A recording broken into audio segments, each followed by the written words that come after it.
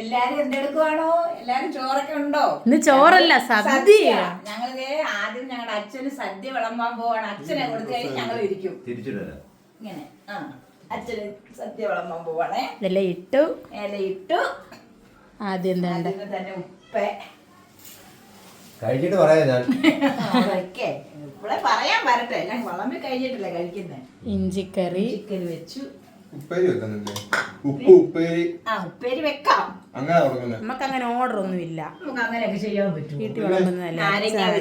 കരുനാരങ്ങ അച്ചാറാണ് വിളമ്പിയത്. സാരി ഉടുത്തോണ്ടൊക്കെ വലിയ ഇച്ചിരി ബുദ്ധിമുട്ടാ. നാരങ്ങ മാങ്ങ വെച്ചു.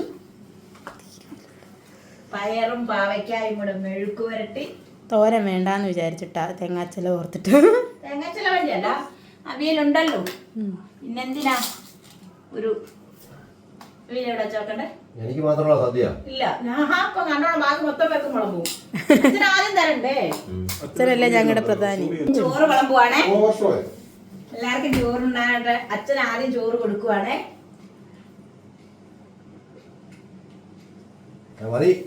കഴിച്ചു. ചോറ്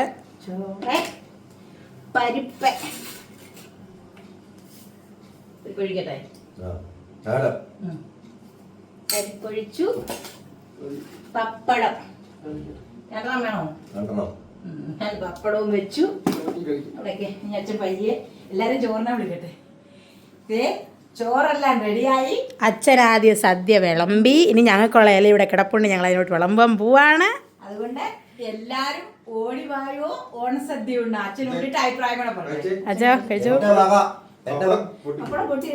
എന്റെ മക എന്റെ മക്കൾക്ക് എല്ലാവർക്കും ഓണസദ്യ ഞാൻ തരാം. ഒരാ കൈവിധം വാ.